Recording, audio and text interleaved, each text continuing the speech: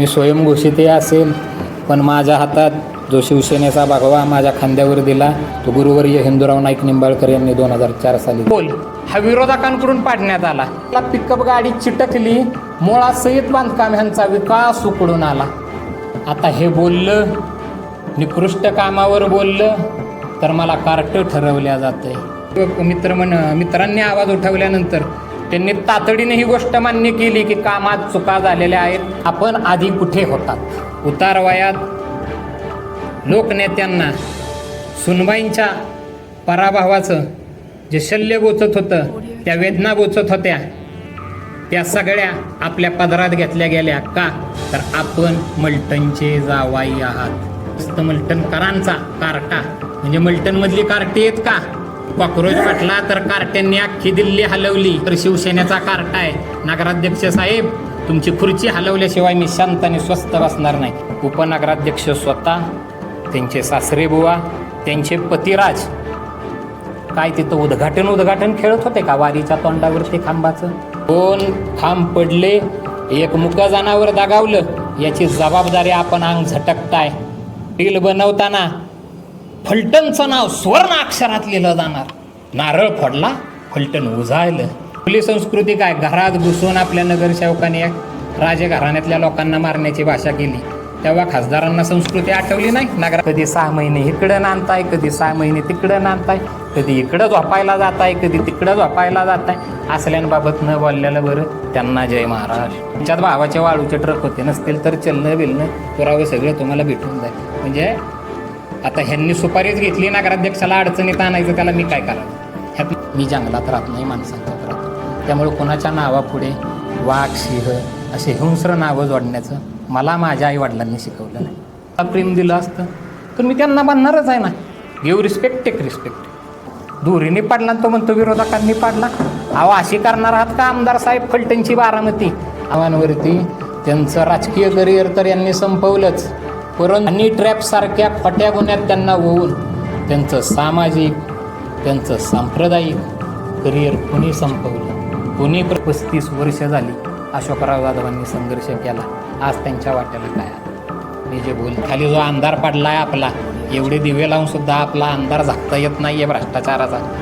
सप्रेम जय महाराष्ट्र. मी निलेश तेलखडे.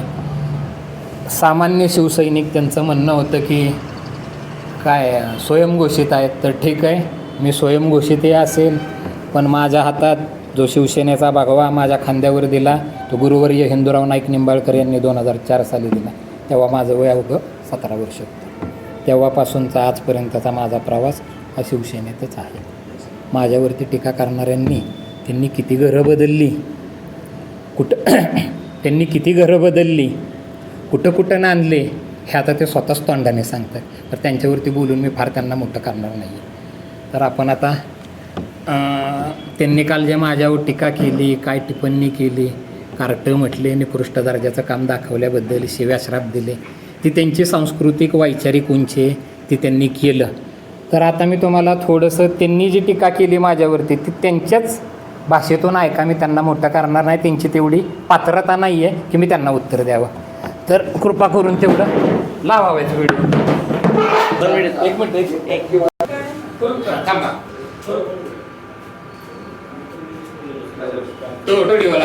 पण नगर परिषदेमध्ये आता जे टक्केवारीचं फोपावलेलं जे काय तिथं हे आहे, टक्केवारीच्या बाबतीत प्रचंड गोष्टी कानावर येत आहेत. पण ह्या सांगेवांगे असल्याने मी ह्याच्यावर जास्त उहापोह करत नाही. पण नगरपालिकेमध्ये जर टक्केवारी फोपावली असेल तर सर्वसामान्यांनी, ठेकेदारांनी काय दुसरा लावा जातीयवादाचा. नगरपालिकेत जातीवाद नाही झाला पाहिजे ही आमची भूमिका आहे. तिसरा लावा जातीवाद नाही झाला पाहिजे ही आमची भूमिका आहे.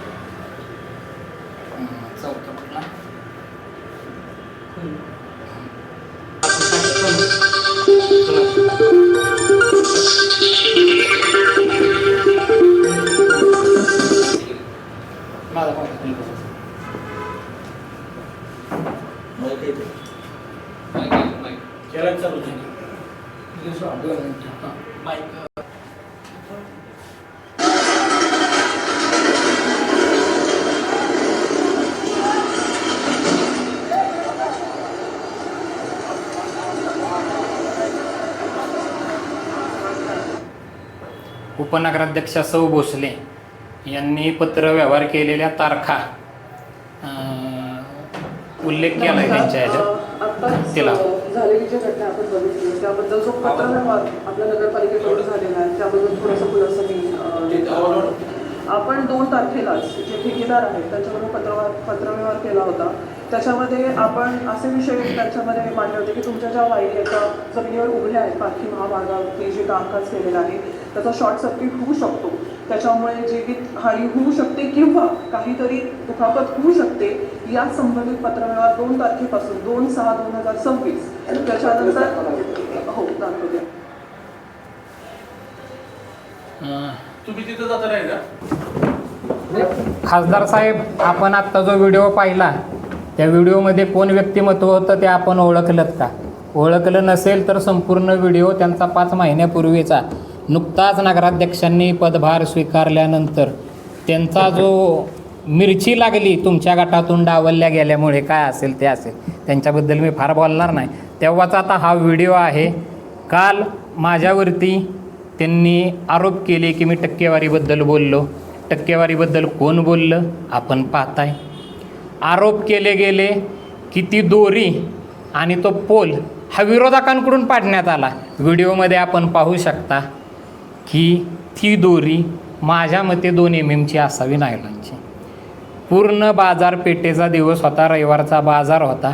पिकअप गाडीचं स्पीड फर्स्ट गिअरवरती गाडी 10 ते 20च्या वरती जात नाही. गाडी फर्स्ट गिअरवर चालवावी लागत असेल. मी मोटर मालक आहे त्यामुळे मला थोडंसं का व्हायला त्याच्यातलं ज्ञान आहे. राहिला विषय आम्ही पाडला. अहो दुसऱ्या दोरीला पिकअप गाडी चिटकली, मुळासहित बांधकाम ह्यांचा विकास उकडून आला. ह्यांचा विकास मुळासहित उकडून आला. आता हे बोललं, निकृष्ट कामावर बोललं तर मला कार्ट ठरवल्या जातं आहे, बेताल वक्तव्य करणारा ठरवल्या जातं आहे. आज आता आपण सांगा सत्य बोलणाऱ्याला काय काय झेलावं लागेल. आणि सर्वप्रथम मी नगराध्यक्ष, आमदार आणि सर्व तिथं उपस्थित असलेले उपनगराध्यक्ष सौ भोसले यांचे आभार मानतो. मी आवाज उठवल्यानंतर माझ्या नगरसेवक मित्रांनी आवाज उठवल्यानंतर त्यांनी तातडीने ही गोष्ट मान्य केली की कामात चुका झालेल्या आहेत, काम निकृष्ट दर्जाचं झालेलं आहे. तर मी काय बेताल वक्तव्य केलं मायबाप जनतेने मला सांगावं, मी ती शिक्षा भोगायला तयार आहे. राहिला सुसंस्कृतपणाचा का उचलली जी टाळ्याला लावणाऱ्यांना मला म्हणणाऱ्याचा, तर आपण आधी कुठे होतात? 2011 साली जेव्हा नगरपालिकेचं निवडणूक झाली, गुरुवर्य हिंदूराव नाईक निंबाळकरांच्या थोरल्या सुनबाई विद्यमान नगराध्यक्षांच्या अर्धांगिनी आदरणीय सन्माननीय मनीषा वहिनी साहेब यांना पाडण्याचं काम तुम्ही केलं का नाही तर जनता ठरवेल. जनतेला सगळं माहिती आहे. यांनी त्यांना पाडण्याचं दुष्कृत्य केलं. त्या मायमाऊलीच्या डोळ्यातले अश्रू आम्ही अजूनसुद्धा विसरलेलो नाही आहेत, त्यासुद्धा विसरलेल्या नसतील.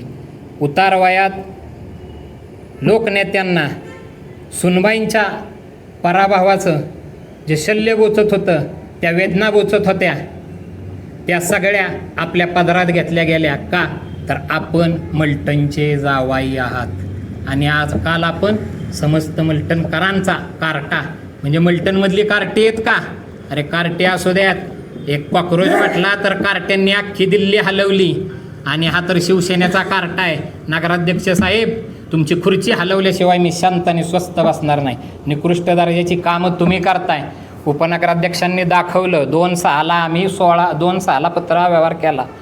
मग उपनगराध्यक्ष स्वतः, त्यांचे सासरेबुवा, त्यांचे पतिराज काय तिथं उद्घाटन खेळत होते का वारीच्या तोंडावरती खांबाचं? त्यात अजून कहर यांनी सांगितलं की ते PWDचं काम आहे, NHIचं काम आहे. अहो ते PWDचं NHIचं काम आहे, मान्य केलं, वर्गीकरण झालं, काय झालं? नगराध्यक्ष साहेब, नगरसेवकांचा तुमचा काय रोल तिथं नारळ फोडायचा? 2 खांब पडले, एक मुकं जनावर दगावलं, याची जबाबदारी आपण अंग झटकताय. आणि रील बनवताना फलटणचं नाव स्वर्ण अक्षरात लिहिलं जाणार. नारळ फोडला, फलटण उजाळलं. आणि कुठं गेला तो? आज आरोप झाले, सत्य बाहेर निघायला लागलं, अंग झटकले. आपलं काय नाही. मी 20% आरोप केला होता का तर ती जनतेतली चर्चा होती, ठेकेदारांच्यातली चर्चा होती, अधिकारी वर्गावरती जे कॉन्ट्रॅक्ट आहेत, जे टेंडर निघत आहेत विकास निधीसाठीचे, ते ठराविक वर्गाला दिले जावेत, ठराविक कॉन्ट्रॅक्टरांना दिले जावेत. म्हणून किती प्रेशर आहे. एकदा खाजगीमध्ये पत्रकार बंधू, माझी आपल्याला विनंती, आपण त्यांचं म्हणणं जाणून घ्यावं. माझ्याकडे त्यांचं सगळं रेकॉर्डिंग आहे, त्यांनी त्यांच्या व्यथा मांडलेल्या आहेत. पण त्यांच्यासारखा मी नाही व्हिडिओ एडिटिंग कर, ती खाजगीत झालेल्या गोष्टी मित्रमंडळींच्या त्या व्हायरल कर आणि त्याच्यावर राजकारण कर, ही मला गुरुवर्य हिंदूराव नाईक निंबाळकरांनी शिकवलं नाही. त्यांनीच माझ्या खांद्यावरती शिवसेनेचा भगवा दिला होता. आज मी तिथंच आहे. आज जी काय मी बोलतोय, मी शिवसैनिक म्हणून बोलतोय, माझ्याकडं नाही आहे ना नसू द्यात, काही मला त्याचा फरक पडत नाही आहे. पण आपली संस्कृती काय, घरात घुसून आपल्या नगरसेवकाने राजघराण्यातल्या लोकांना मारण्याची भाषा केली, तेव्हा खासदारांना संस्कृती आठवली नाही, नगराध्यक्षांना संस्कृती आठवली नाही. आणि कोणतं पंढरी फडके इग्नोर करावं त्याच्याबद्दल काय बोलायचं. तो स्वतःच म्हणतो मी तिथं नांदतोय. अहो 20-25 वर्ष झाली मी बघतोय, तुम्ही कधी 6 महिने इकडं नांदताय, कधी 6 महिने तिकडं नांदताय, कधी इकडं झोपायला जाताय, कधी तिकडं झोपायला जाताय. असल्यांबाबत न बोललेलं बरं. त्यांना जय महाराष्ट्र. राहिला विषय, मी आवाज उठवलेला आहे, त्या आवाज उठवल्यावरती त्यांनी मान्य केलं आहे, ते सगळे पोल दुरुस्त करू, ते पोल व्यवस्थित लावल्या जातील, हीच आमची मागणी होती. आता नगराध्यक्ष माजी खासदारांनी ठरवावं की 4 टाळके बसून भोराटसुराट माझ्यावरती आरोप करायचे, मला कार्टा म्हणायचं का कुठला चोर म्हणायचं. अहो ते कोण होत काय, ते कुठला वाळू चोर काय मला माहिती नाही बाबा. ह्यांच्यात भावाचे वाळूचे ट्रक होते, नसतील तर चलणं बिलणं पुरावं सगळं तुम्हाला भेटून जाईल. म्हणजे आता ह्यांनी सुपारीच घेतली नगराध्यक्षाला अडचणीत आणायचं, त्याला मी काय करावं, ह्यात माझा काही दोष नाही आहे. दुसरा राहिला विषय, काय कुठला बरं मुद्दा राहिला, हां ते जाऊ दे, गोशाळा बिशाळा. अहो ते काय त्याची लायकी का त्याच्यावरती बोलण्याबद्दल. नगराध्यक्षांचं काय, त्यांच्या नेतृत्वाचा मी एकेरी उल्लेख केला. याच्या आधी मी प्रथमतः सांगू इच्छितो, मी लोकशाहीच्या राज्यात राहतो, मी जंगलात राहत नाही, माणसांच्यात राहतो. त्यामुळे कोणाच्या नावापुढे वाघ सिंह असे हिंस्र नावं जोडण्याचं मला माझ्या आईवडिलांनी शिकवलं नाही. बरोबर, त्यांचं जे नाव आहे ते मी आदराने घेतलं, ते माझे आहेत, मी माझे बोललो, पूर्ण नाव घेतलं. आता राहिला विषय, मी कोणाला दादा म्हणावं, कोणाला भाऊ म्हणावं, कोणाला काका म्हणावं, मामा म्हणावं. त्यांनी मला प्रेम दिलं असतं तर मी त्यांना म्हणणारच आहे ना, गिव्ह रिस्पेक्ट टेक रिस्पेक्ट. मी कपाळाला हात लावला, अहो तुम्ही कुठं कुठं हात लावला हे मी काढलं तर आपलं अवघड होईल. आता आपल्या लिकीबाळी सुनवायऱ्या राजकारणात आलेल्या आहेत, त्यामुळे कोणाच्या घरावरती जाऊ नये, घरात जाऊन राजकारण करू नये. राहिला मलनिसारण योजनेचा जो घोटाळा 130 कोटीचा गाडल्या गेला, काय ते आपले आमदार आणि विकास केला, ते म्हटले की ते पोल पाडला विरोधकांनी. अहो रामराजे नाईक निंबाळकरांनी बांधलेला पोल 10 ते 12 टनाची ऊसाची ट्रायली तुमची, अगदी कोणताही ब्रेक नाही, तुटून पडली ती ट्रायली, धडकली, तो खांब अजून तिरक्या अवस्थेत असतो ना का, तो चालू आहे, तो डिवायडरसुद्धा आहे असा उभा आहे. आणि तुमचा मोकळ्या पिकअपनी 10च्या स्पीडला दुरीने पाडला, तो म्हणतो विरोधकांनी पाडला. अहो अशी करणार आहात का आमदार साहेब? फलटणची बारामती, अहो फलटणची बारामती सोडा, तुमच्या मतीचे 12 वाजलेत ते सांगा. कुठलं हे काहीही आपण कुठंही जोडत आहात. राहिला विषय, माझं त्यांचं वैयक्तिक भांडण नाही, गटामध्ये त्यांच्या काय चाललं आहे मला त्याच्याबद्दल बोलायचं नाही.